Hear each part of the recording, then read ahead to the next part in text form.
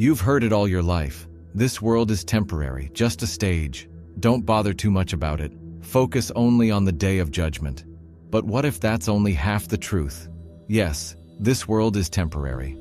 But Allah has also told us, it is unique, unrepeatable, a once-only design. Inside this temporary stage lies something far deeper, a second dimension, a dimension of discovery, creativity, invention, and building. Allah reminds us, the life of this world is nothing but play and amusement. Surah Ankabut 29:64. But He also tells us, He created everything in perfect measure for you to reflect, to use, and to benefit. Surah Al-Jathiyah 45:13. So ask yourself, if this world is just temporary, why fill it with endless detail? Why hide treasures beneath the earth, energy inside atoms, patterns in the stars, codes in DNA? Because this world is not meaningless play, it is meaningful preparation. And preparation doesn't mean ignoring it, it means engaging with it.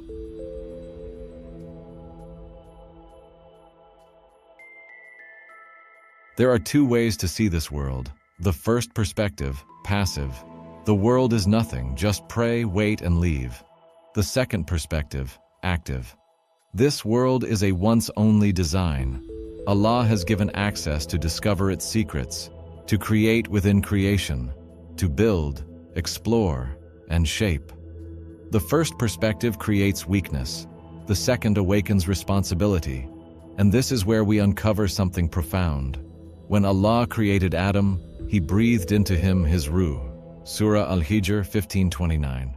Not divinity, but capacity. The ability to imagine, to name, to discover, to invent. That's why Allah taught Adam the names of all things. Surah Al-Baqarah 2:31. This was the beginning of knowledge, science, civilization. So when humans build cities, explore space, or develop cures, they are practicing creation within creation.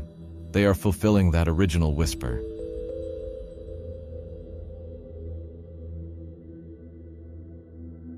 Allah reveals a powerful truth in Surah An-Nisa 4:69.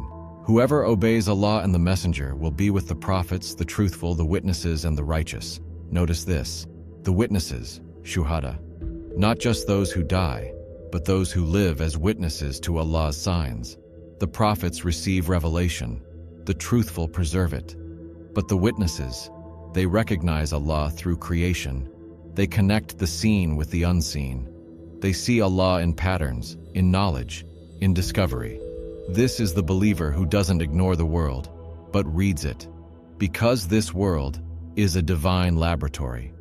Allah says, "We subjected to you all that is in the heavens and the earth." Surah Luqman 31:20. Meaning, it is accessible, open, waiting, gravity, electricity, atoms, code. Humans didn't create them. They discovered what Allah already designed.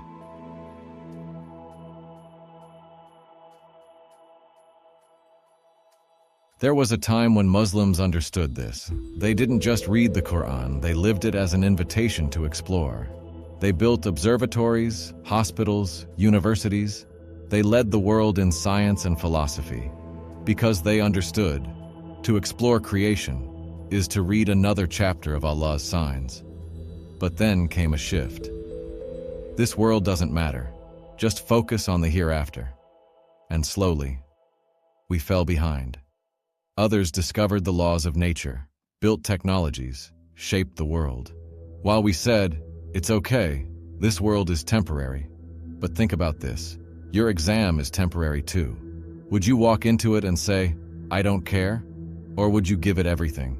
Because your future depends on it? Allah commands, travel through the land and see how He originated creation. Surah Al-Ankabut 29-20. This is not suggestion. This is a command to explore, to observe, to investigate. Discovery is not separate from worship. It is worship when done with consciousness.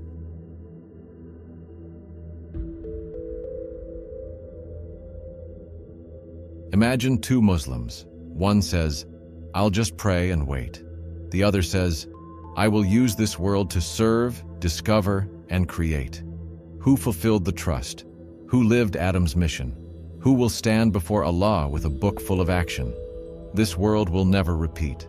Its resources, its design, its opportunity, gone forever. And Allah gave you this one chance, not just to worship in rituals, but to worship through creation, imagination, and discovery.